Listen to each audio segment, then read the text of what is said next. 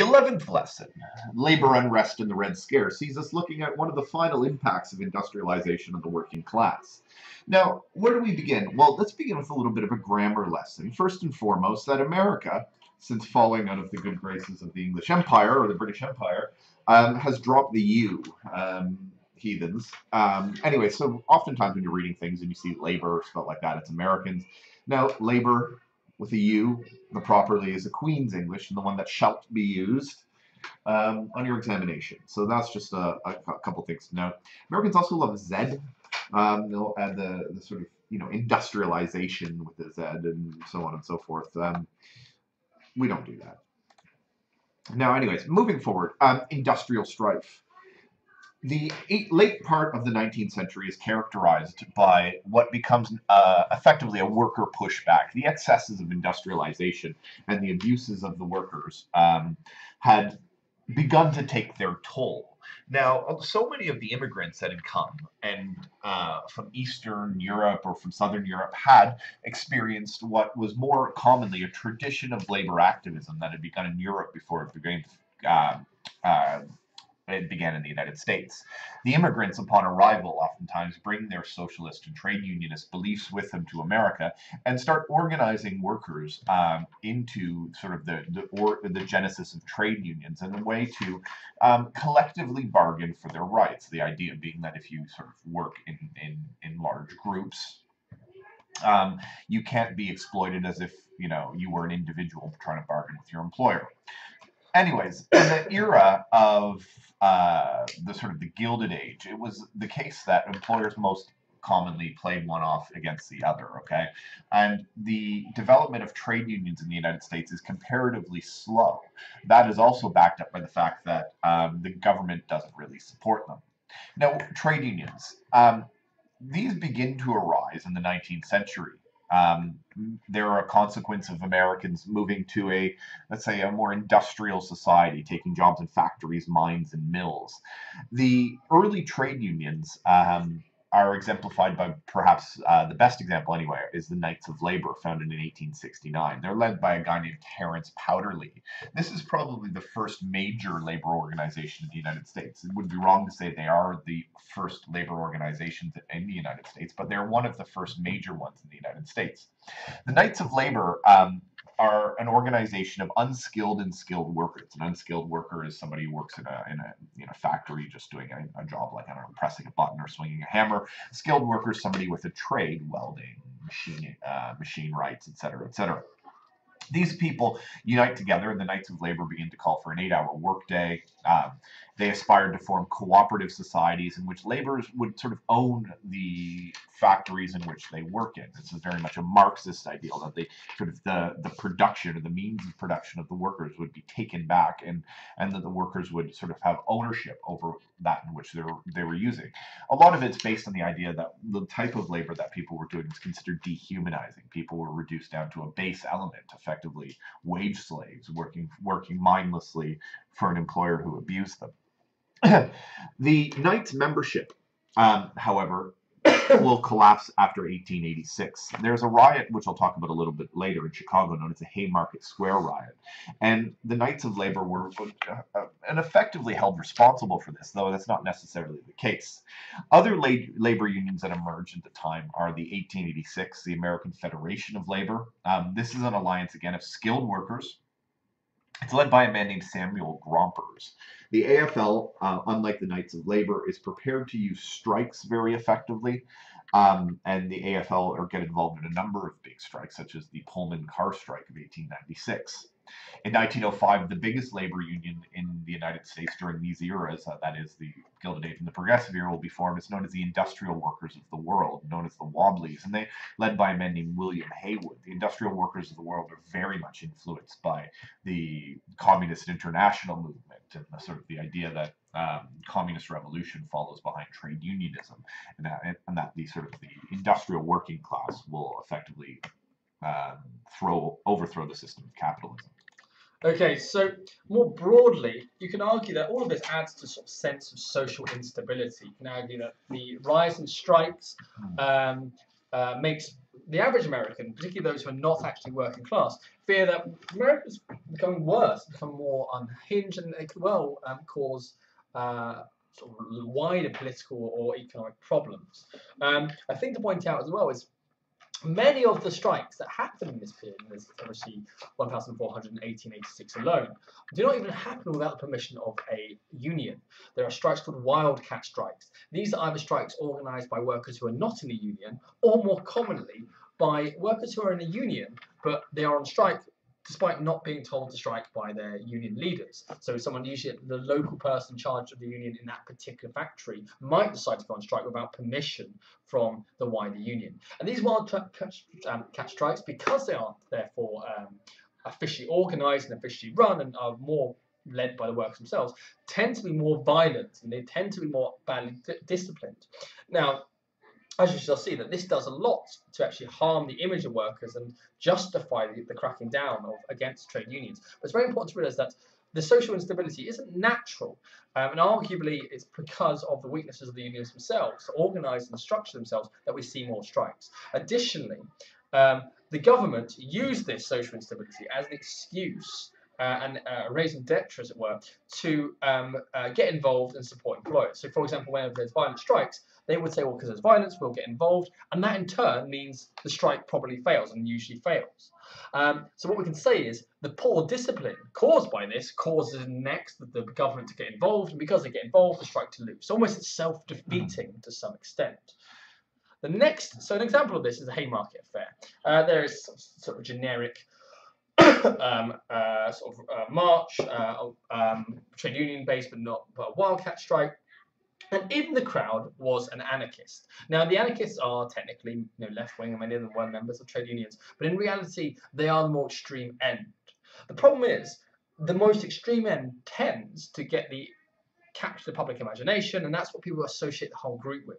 So one anarchist, or there's only a few anarchists there, one of them throws a bomb at the police, which kills one policeman and injures kills 6 others and injures 77 people.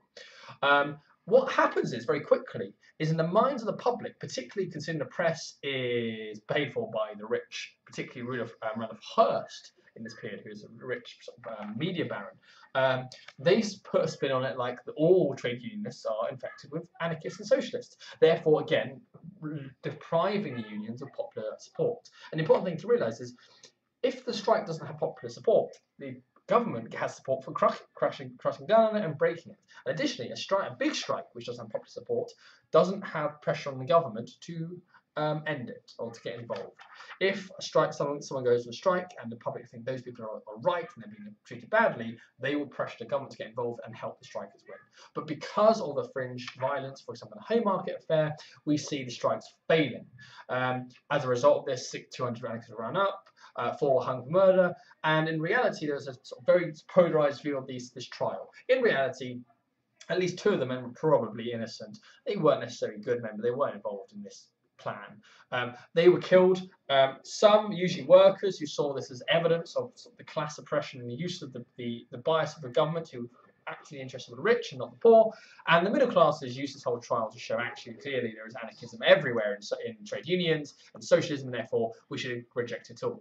So for an example of this is the Knights of Labour. Despite not having anything really to do with the Haymarket Affair, because they were linked to anarchism and extremism and violence, their cause publicly and the public's view of them, even though they had nothing to do with it, declined. And by the end of 1893, their memberships had declined to 75,000, which again shows the influence of the fringe, and a hostile press and government can change the mind of the middle ground, the middle classes and the upper working classes and the farmers against you. And without that, it's hard to get any change at all. Yeah, without the masses, Mr. Suter makes a really good point that you're not going to get the influence in which you need to change things, considering the fact that in the Gilded Age, things are so dramatically weighted against labor. Now, I've talked about the Pullman strike before, and I'm only going to repeat it in so far as to say that the Pullman strike is yet another example of a large and violent strike that happens this time at a railway car production plant in Ohio, and the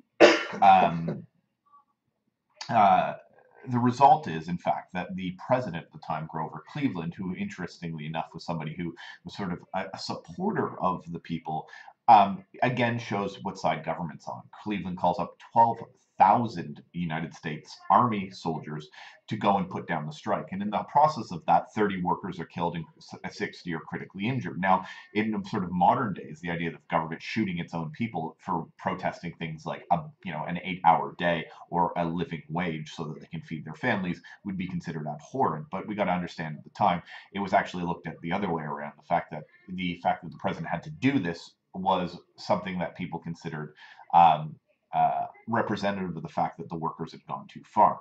And it also shows that very much so that the federal government was prepared to protect employers. And this has a dramatic impact, of course, on what becomes known as the founding of the progressive movement. People start to see that government is completely unrepresentative. It is, in fact, not democratic at all. And as a consequence of this, they need to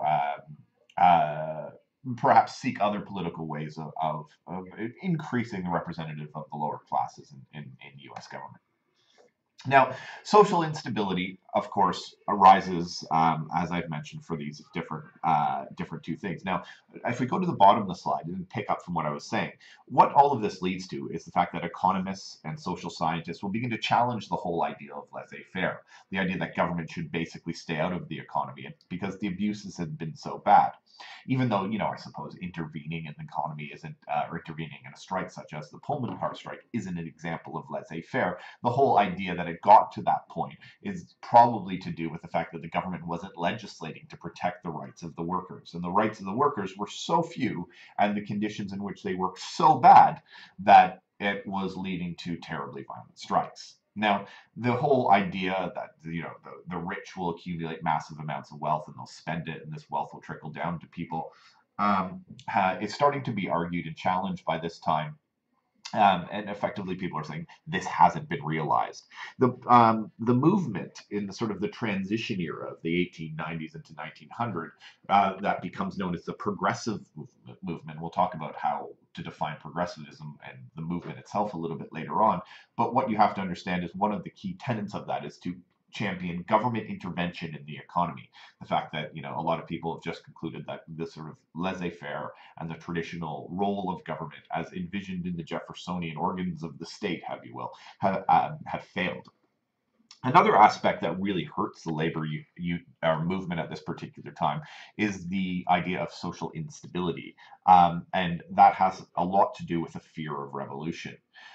Americans feared inherently the growth of socialism. Okay, they had feared European-style Marxism, and for many, the organization of the workers in a trade union, even though not openly socialist or linked even to a communist party, is associated with communism. So whether it is or isn't, most Americans say, a horse by any other name is still a horse. Okay, the workers organizing is socialism, even though it may be in the guise of trade unionism.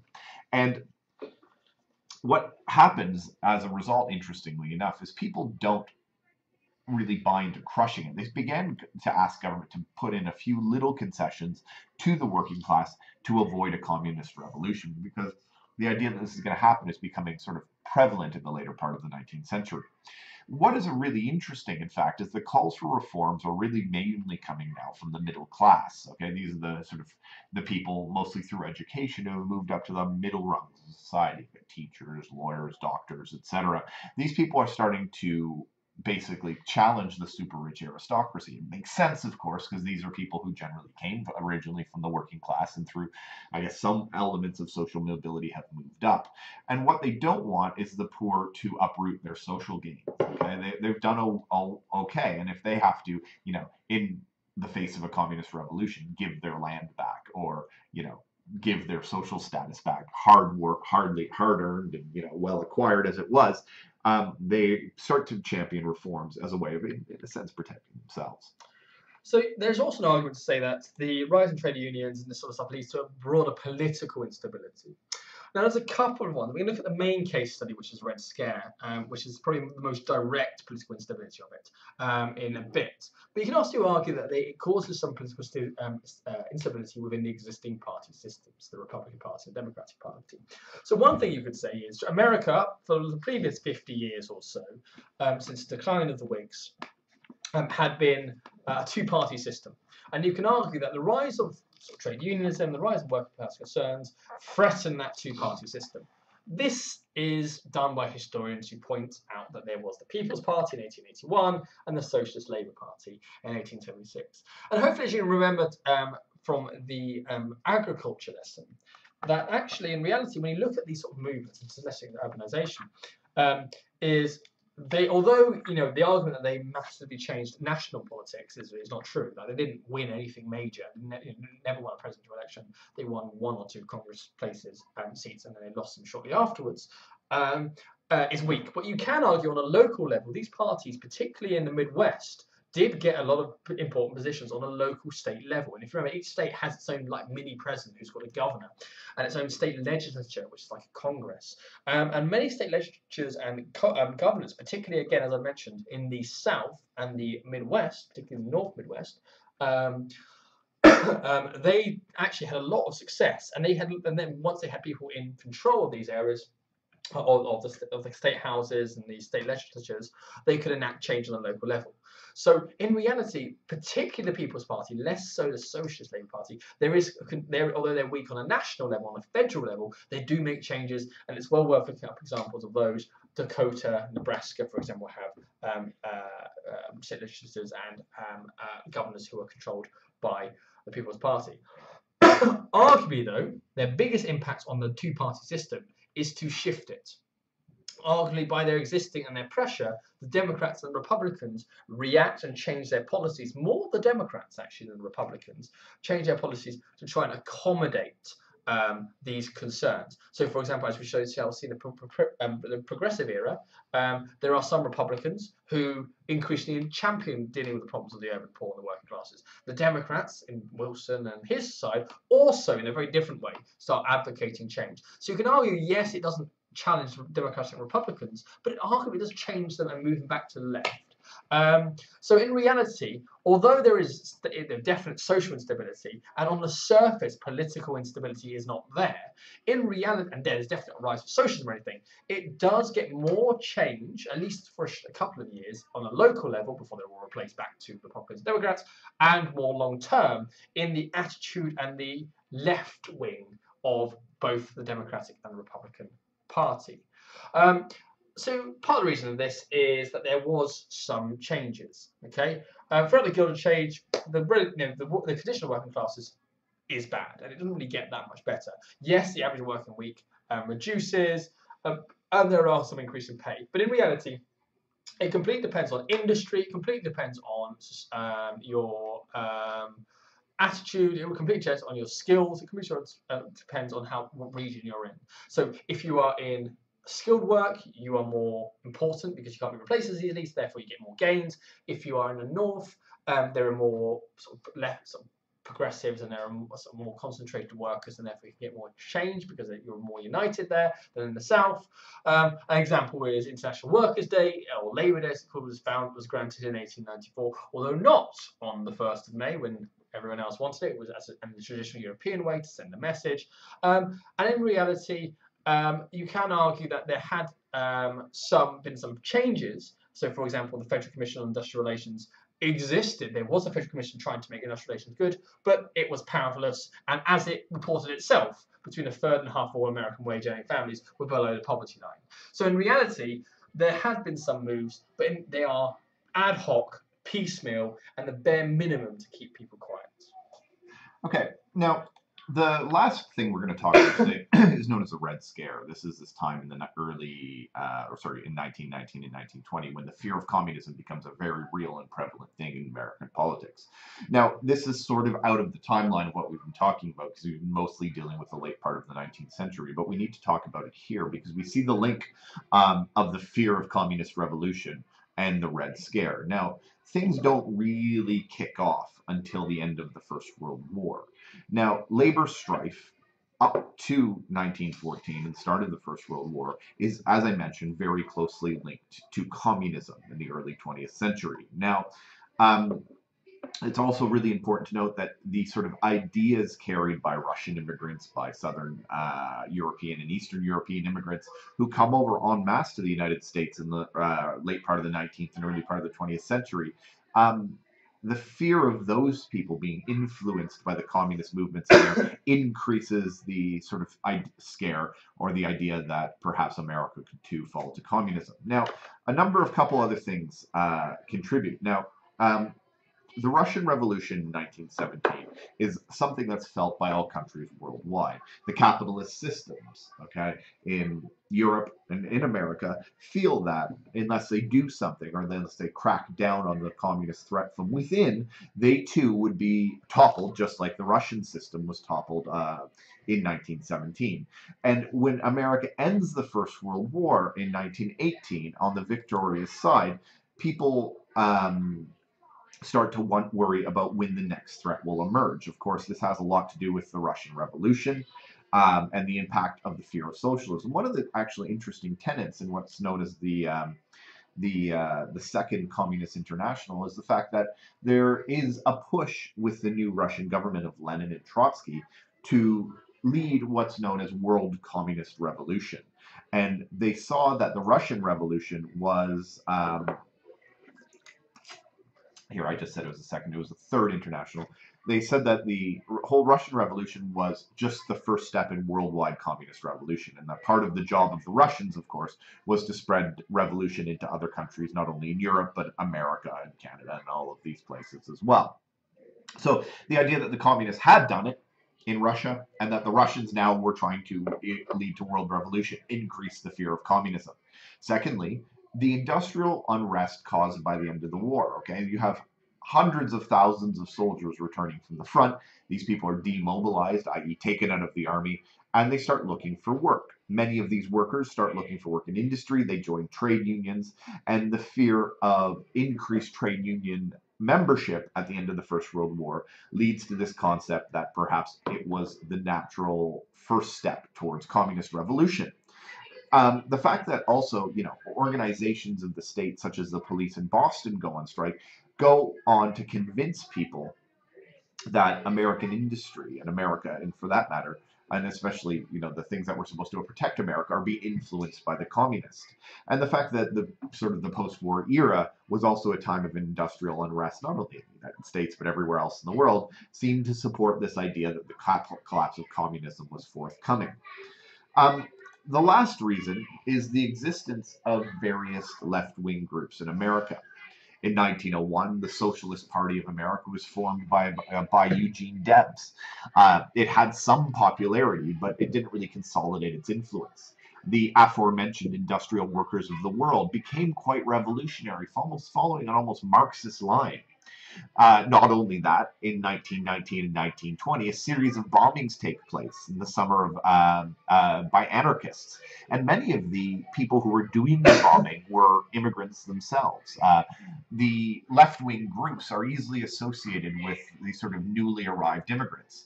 I'll talk about one of the bombings in a second when I introduce you to a character integral in the government responses, but there's another really interesting case. In fact, sometimes what's known as a judicial lynching. There were two Italian fish peddlers from Massachusetts, from the city of Boston, in fact, who were accused of murdering their bosses, effectively. The linkage to the murders is actually dubious, but the jury and the judges in the case of these two individuals were very, very biased against them. In fact, the men, when they were sentenced to death in 1921, had their appeal of their death sentence paid for by liberals and radicals the world over. And finally, after passing through successive Supreme Court hearings, the death sentence of these two individuals was held up and they were executed by electric chair.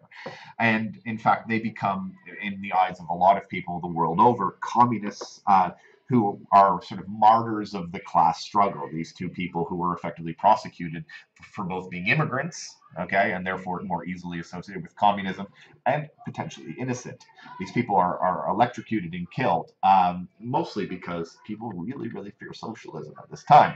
The government response to this socialism is completely disproportionate. The government response to this socialism led by a guy named Mitchell Palmer. He's the Attorney General of the United States of America at this time. So yeah, the Attorney General's Mitchell Palmer. Actually, he earns the name the Fighting Quaker because of his religious beliefs and the fact that he was very, let's say, persistent and zealous in his pursuit of communists. Mitchell Palmer will pass two acts through Congress. One is called the Espionage Act of 1917, and the second one, the Sedition Act. Effectively, both of these acts combine to order the arrest and jailing of any sort of enemy alien, a person from another country, a person not native born in the United States, and any citizen of the United States without legal process, if they are suspected of communist activities. People could have their homes entered without warrants and their property removed and destroyed. Very commonly, typewriters and instruments used to write things that could be, for instance, used to spread anti-capitalist literature would be broken. It wasn't uncommon for the police to break into someone's home and smash their writing kits or their typewriters, just out of fear, if you will.